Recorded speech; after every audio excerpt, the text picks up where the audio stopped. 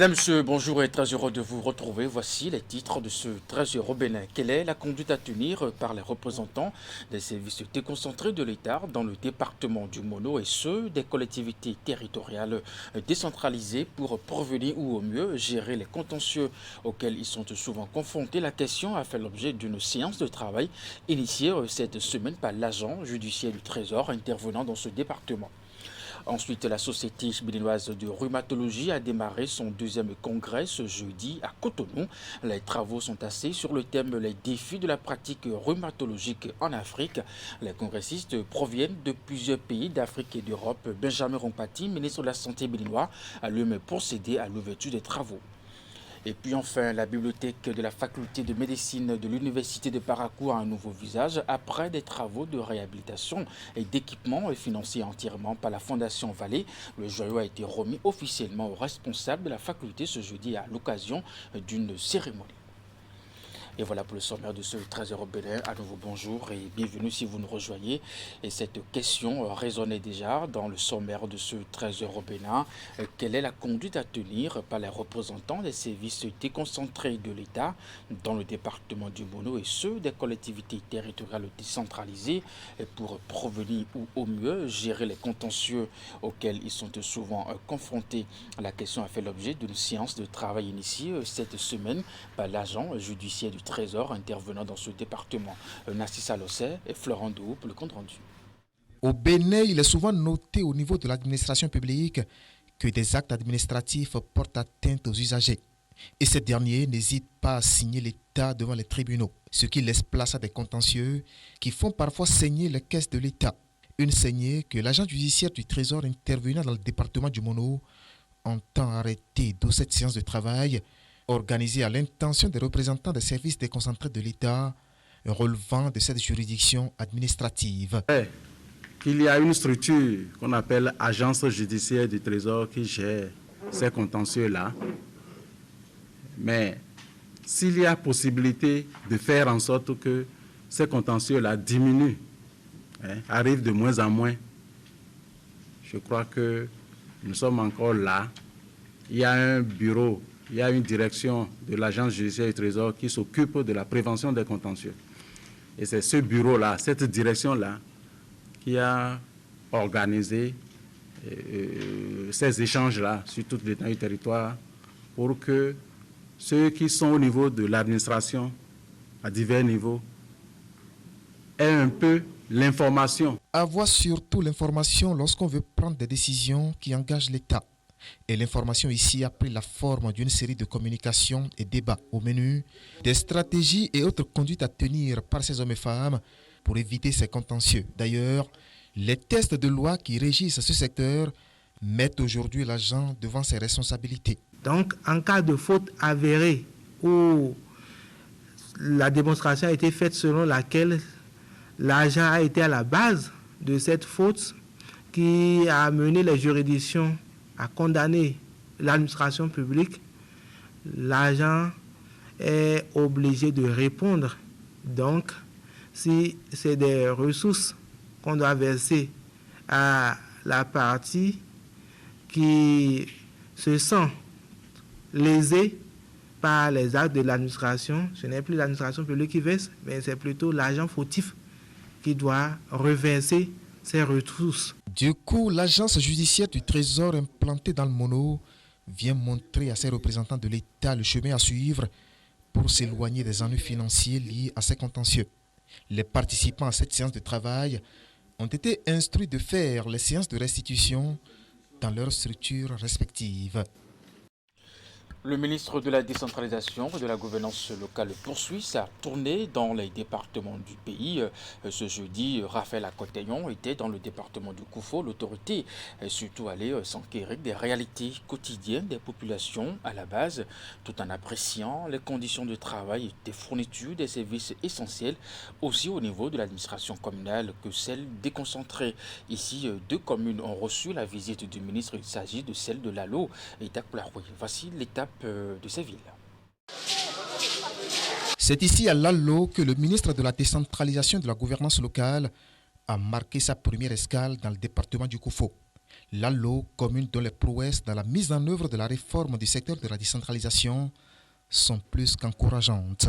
À titre illustratif, après 6 mois d'activité, les produits des services du domaine et ventes diverses sont passés de 5 179 500 francs à 14 159 275 francs CFA, soit une augmentation de plus de 173%. Et enfin, les impôts ETAS sont passés de 6 862 683 francs CFA à 38 455 866 francs, soit une augmentation de plus de 460%. Oui, la réforme est porteuse de grands changements positifs sur plusieurs plans, notamment structurels, institutionnels, relationnels, etc. Un constat partagé par l'autorité de tutelle qui visiblement se réjouit des avancées notées en si peu de temps dans la mise en œuvre de cette réforme.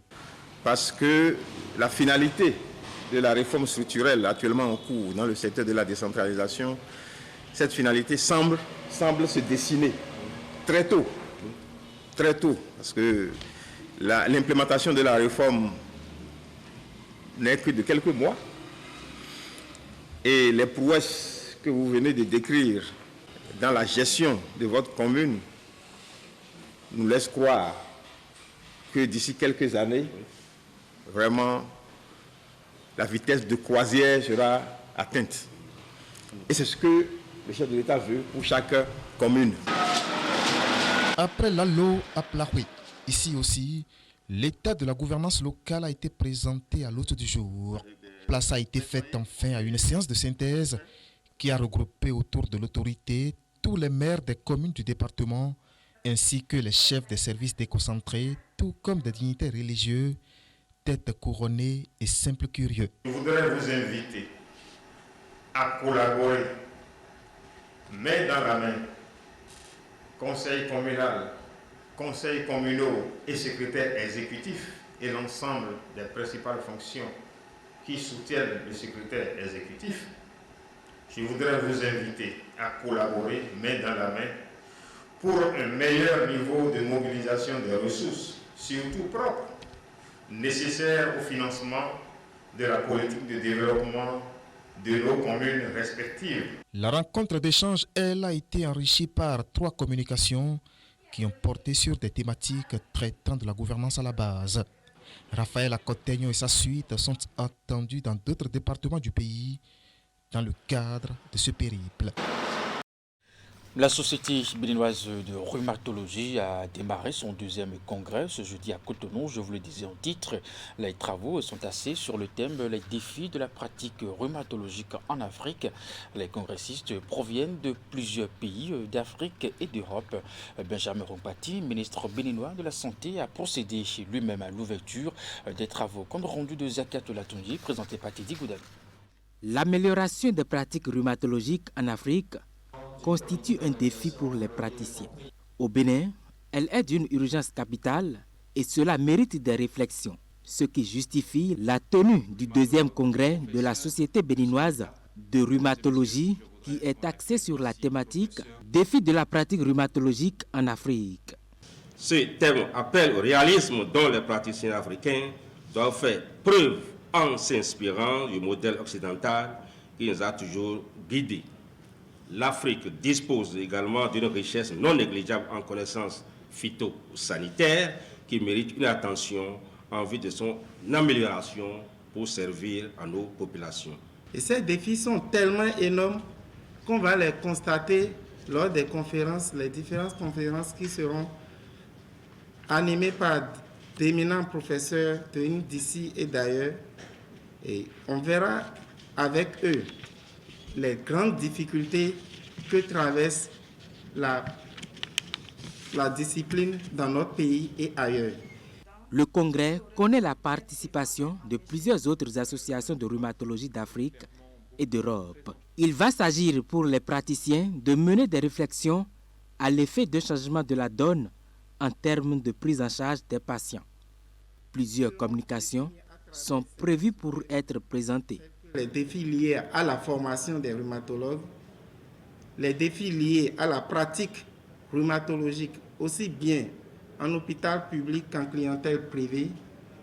Nous aurons également le regard des épidémiologistes sur l'émergence de plus en plus grandissante des affections rhumatologiques dans notre pays. En effet, les défis de la pratique rhumatologique dans notre contexte sont probablement similaires à peu de choses près aux défis de la pratique dans toutes les autres spécialités, au moins celles médicales. Les pathologies sont diverses et trop souvent négligées par les patients, voire les praticiens, bien que les complications soient irréversibles. Ce sont des affections chroniques. Et lorsque vous rentrez dans le dispositif d'assurance maladie, vous savez très bien que la soutenabilité de la prise en charge des affections chroniques dans les paniers de soins est une problématique majeure. Cela vous dessert. C'est pour ça que je vous invite à réfléchir pour trouver des voies et moyens pour accompagner les États. Ces praticiens en rhumatologie sont donc appelés à travailler en atelier 48 heures durant afin de faire des propositions pertinentes et réalisables.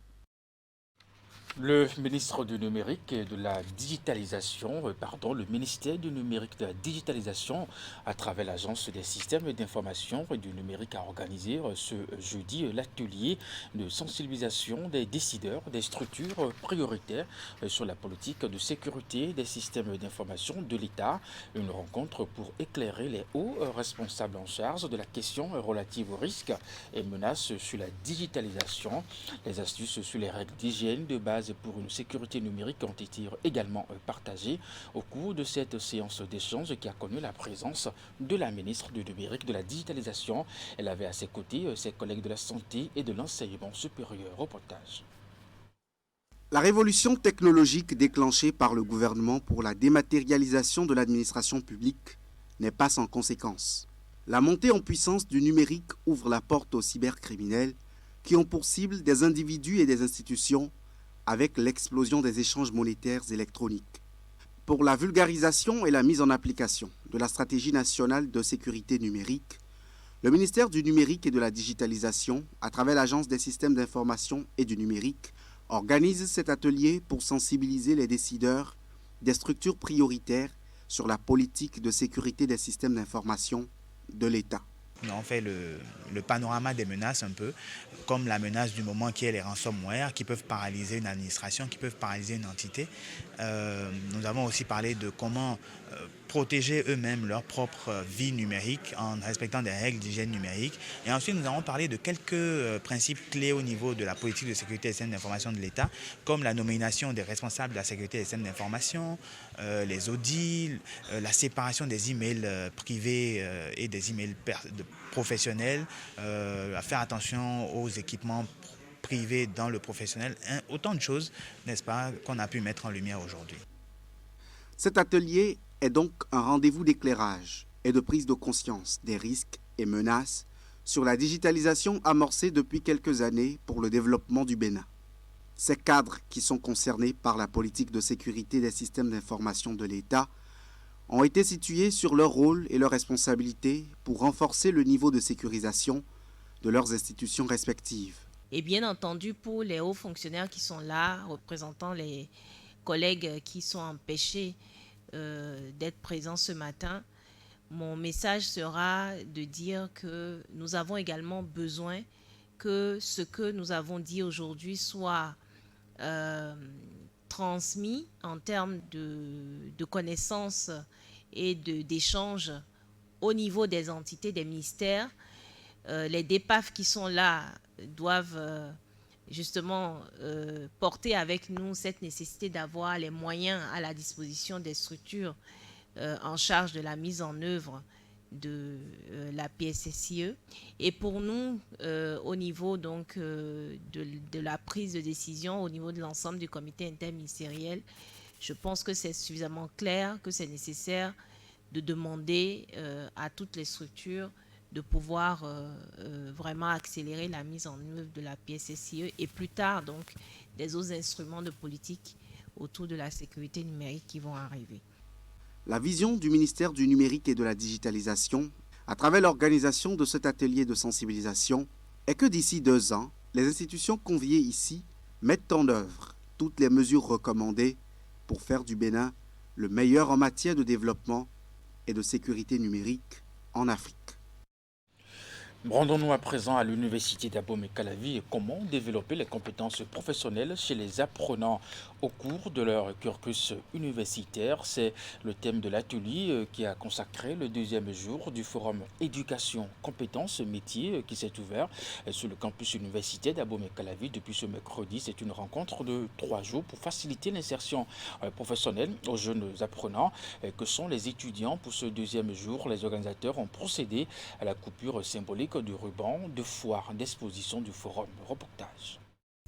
Pour ce 2e forum éducation, compétences et métiers, la question fondamentale des discussions est axée autour du concept compétences. Il s'agit pour les organisateurs d'aider les apprenants à développer des compétences au cours de leur cursus. D'entrée de jeu, je peux vous dire qu'on ne donne pas de compétences à quelqu'un, encore moins à un apprenant. On aide l'apprenant à développer des compétences. Comment l'aider à développer des compétences? Vous mettez à sa disposition des ressources appropriées qui puissent l'amener à agir. Parce que lorsqu'on parle de compétences, c'est agir, c'est l'action. Et quand on parle d'action, ce n'est pas une action de répétition. Parce qu'il doit mobiliser un certain nombre de ressources internes à lui et externes à lui pour pouvoir résoudre un problème. Donc l'apprenant que vous formez de cette manière-là, vous êtes sûr que dans la vie active, il va pouvoir se défendre. Pour le communicateur, la question est beaucoup plus complexe au regard de la qualité de la formation aujourd'hui offerte aux étudiants. Il plaide pour une adéquation entre formation et marché de l'emploi. Et ceci passe par une identification sérieuse des besoins du marché et l'orientation des apprenants vers des formations susceptibles de combler ces besoins. On ne forme pas pour former. On forme pour répondre à des besoins. Donc le préalable, c'est d'abord de chercher à identifier ces besoins du marché. De quoi le marché a besoin en ce moment précis. Lorsque nous arrivons à identifier les besoins du marché, alors la formation doit pouvoir être en adéquation avec les besoins de ce marché-là.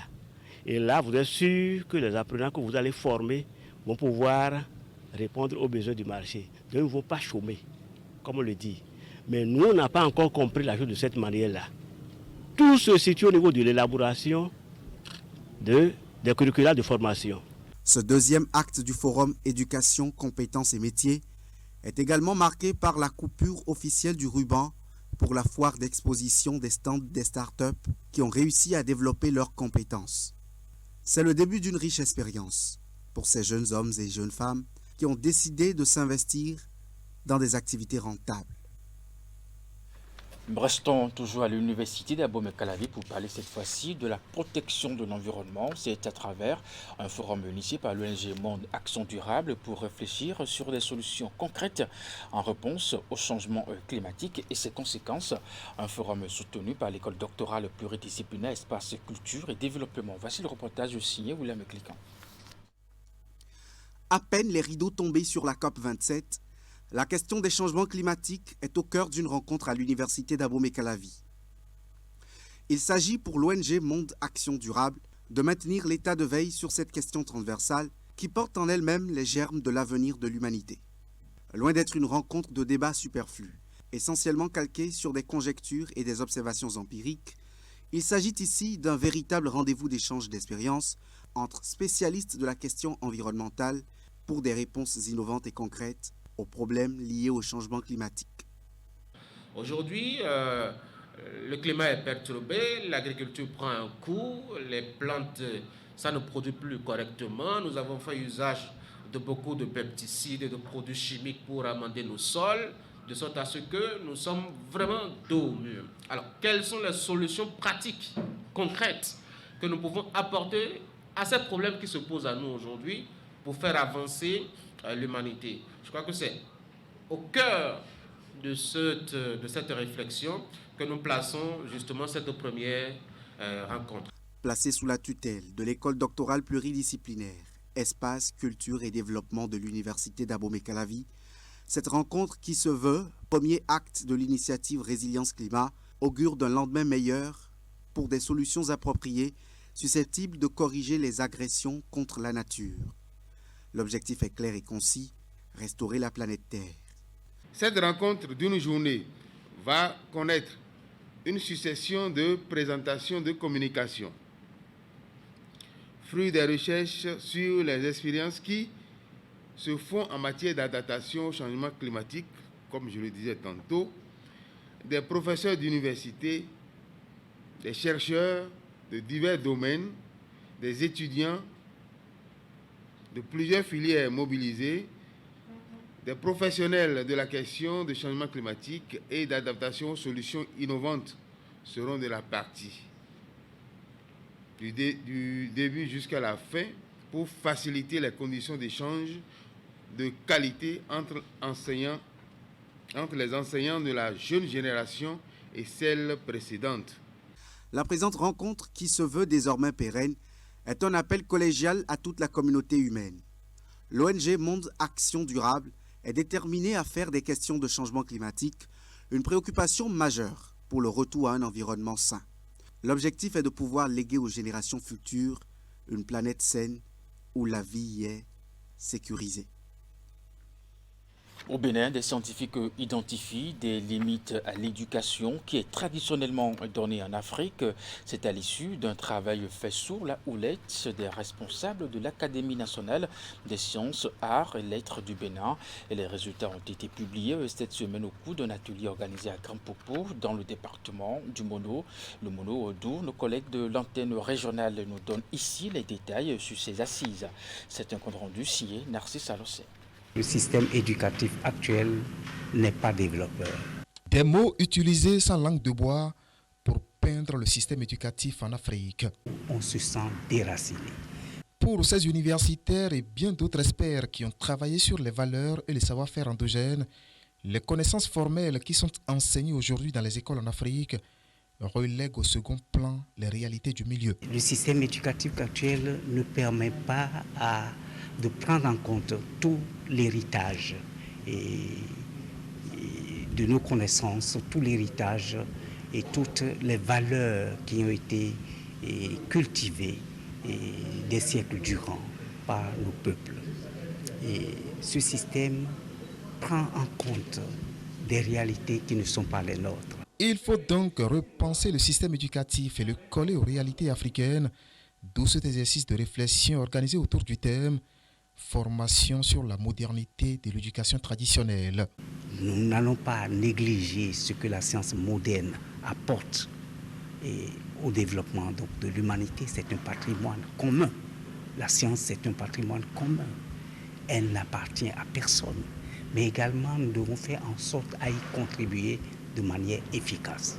Faire en sorte à ne pas perdre les valeurs qui sont produites chez nous, à ne pas perdre les savoir-faire qui sont développés dans nos pays. Faire en sorte que le citoyen qui sort de ce système éducatif soit épanoui. Et ces hommes et femmes s'offrent 2 jours de réflexion pour transformer les curricula de formation dans les écoles afin d'assurer aux apprenants un épanouissement global dans les secteurs intellectuels, moral et scientifiques. Ils sont tous membres de la commission permanente de l'éducation à l'Académie nationale des sciences, arts et lettres du Bénin. Dans la suite de ce trésor européen, la bibliothèque de la faculté de médecine de l'université de Parakou a un nouveau visage après les travaux de réhabilitation et d'équipement financés entièrement par la Fondation Vallée. Le joyau a été remis officiellement aux responsables de la faculté ce jeudi à l'occasion d'une cérémonie qui a eu lieu au cadre dans la salle dans l'enceinte du campus de Parakou. La cérémonie s'est déroulée en présence du président de la Fondation Vallée, des autorités rectorales, du représentant du ministre de l'enseignement secondaire, mais aussi des bénéficiaires. Reportage de Epiphane Tchabi, Ibrahim Bakounouri. Voici le nouveau visage que présente la bibliothèque de la faculté de médecine de l'université de Parakou. Après des travaux d'extension et d'équipement de ce centre de recherche et de documentation, le joyau entièrement financé par la Fondation Vallée a été remis aux responsables de la faculté de médecine de cette université ce jeudi en présence de l'autorité rectorale, du président de la Fondation Vallée, des étudiants bénéficiaires, mais aussi de plusieurs autorités politico-administratives du département. L'ambition de la Fondation Vallée est d'accompagner le président de la République dans sa vision d'offrir aux populations béninoises des soins de santé de qualité. Mais ceci passe d'abord par la formation du personnel soignant. Vous savez que le chef de l'État a un projet très important d'hôpital de référence à Calavi. Mais après consultation des meilleurs spécialistes, il est encore un peu tôt pour qu'il fonctionne, parce qu'il faut qu'il y ait des progrès dans certaines disciplines, et non seulement certaines disciplines, mais une discipline, notamment la fameuse oncologie. Évalué à plus de 230 millions de francs CFA pour sa réhabilitation et son équipement, ce joyau est gracieusement mis à la disposition des étudiants de la faculté de médecine de l'université de Parakou et permettra à ces derniers de renforcer leurs connaissances dans toutes les branches et spécialités de la médecine. Si, tel que dit, cela peut être pris en compte et respecté, je puis considérer que le doyen actuel en fonction que je suis est l'homme le plus heureux, mais surtout le plus chanceux. Je voudrais donc vous inviter, nous l'avons dit tantôt, à faire le meilleur usage possible de votre TPE, le temps personnel de l'étudiant. Les bénéficiaires, quant à eux, ont promis faire bon usage de ce joyau. Cette bibliothèque constitue pour nous une porte par excellence et une référence pour l'accès à la culture, médicale avant tout, mais intellectuelle également.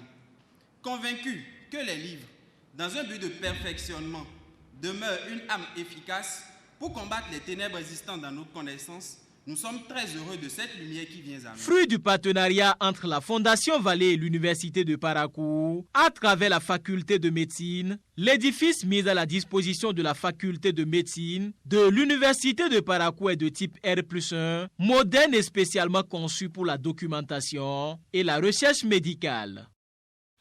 Nous restons toujours dans les universités. La plateforme e-learning des universités publiques en ligne est développée conjointement par le ministère de l'Enseignement supérieur, de la Recherche scientifique et le ministère du Numérique et de la Digitalisation affiche des résultats satisfaisants initiés en période de Covid. Les enseignants et étudiants se sont appropriés cette plateforme pour des cours à distance. Cette révolution numérique qui a cours dans les universités publiques vient d'être renforcée par la remise d'équipements informatiques. La cérémonie s'est déroulée dans l'après-midi de ce jeudi en présence du ministre de l'Enseignement supérieur et de la Recherche scientifique. Voici le compte rendu.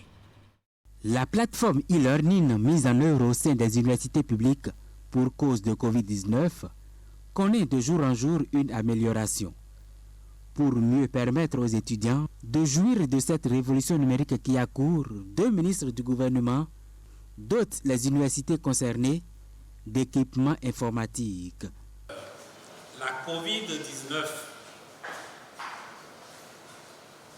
est venue troubler un peu les habitudes dans le monde entier. Et comme vous le savez, les écoles avaient été fermées. Les écoles fermées, il fallait trouver une solution.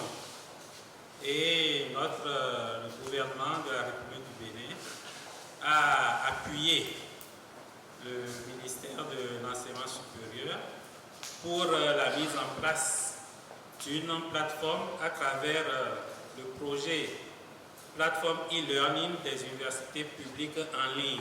Fruit de la volonté du gouvernement d'assurer la continuité des cours en ligne dans les universités publiques, le projet e-learning dans sa mise en œuvre a atteint des résultats inespérés.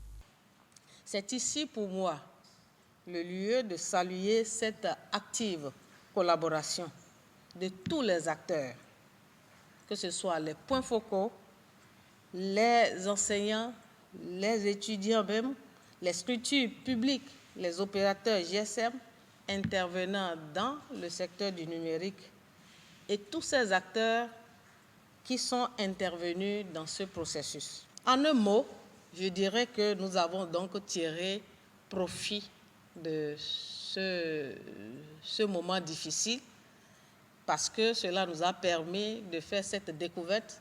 Cela nous a permis de revisiter nos supports de cours puisqu'il s'agit de les mettre à la disposition de nos apprenants. Mais cela n'a pas été que des avantages. Nous avons eu également des difficultés. Et cela a été rappelé tantôt, les difficultés en matière de participation du côté des apprenants. Ça a été la grande majorité des difficultés. Ils ont la volonté de pouvoir suivre les cours, mais ils n'avaient pas de quoi participer.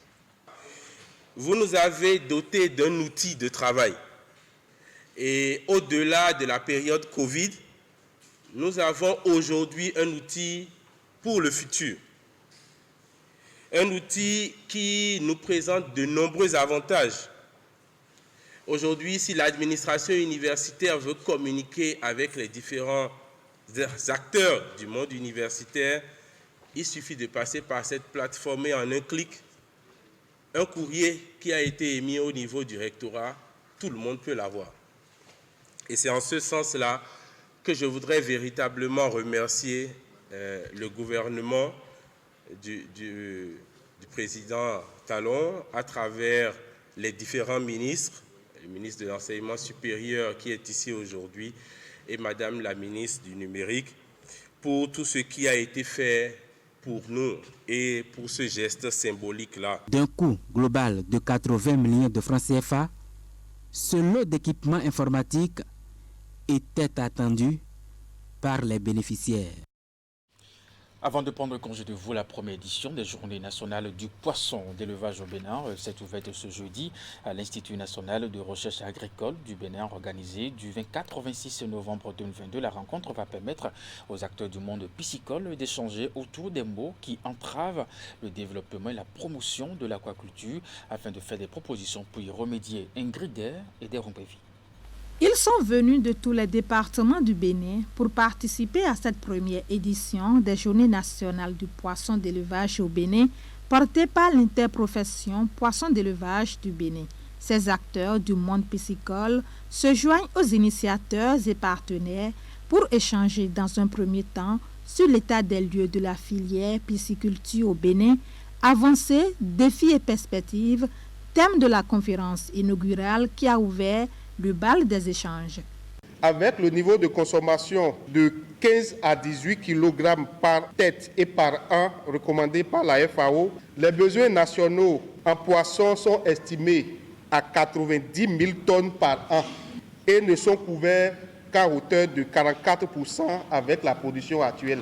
Au cours de ces moments, nous aurons à échanger du fond de notre cœur pour nous dire la vérité sur ce qui n'a pas pu marcher, pour confirmer peut-être ce que j'ai fait comme caricature, ou certainement pour prendre de bonnes résolutions, pour que, enfin, le Bénin cesse d'être un gros importateur de poissons, mais un gros producteur. Le Bénin ne manque pas de facilité naturelle pour la production du poisson. Le Bénin en regorge. Mais où se situe notre problème? La réponse à cette question sortira des nombreux panels au menu de ces échanges et partages d'expériences au programme de ces assises placées sous le thème « Développement de la pisciculture béninoise, les grands enjeux et défis de la professionnalisation des différents acteurs de la filière ». Ces journées constituent pour nous tous et spécialement pour la commune qui l'abrite une forte potentialité que nous devons tous soutenir. Nous avons donc un défi, celui de porter malgré tout notre production piscicole haut pour permettre aux acteurs qui peuvent concourir à baisser les coûts des facteurs de production de rentrer dans le jeu. Donc on a vraiment une barrière à l'entrée. Et ça interpelle à la fois le gouvernement, l'acteur public, mais aussi vous les acteurs qui devez travailler ensemble à ce que nous puissions atteindre tous ces éléments. Une mini-foire est installée à l'occasion dans l'enceinte de l'Institut national de recherche agricole du Bénin. Garnis de divers produits de la filière piscicole, les stands sont animés par une trentaine d'acteurs dont l'objectif est de promouvoir la consommation locale du poisson d'élevage et les services de la filière.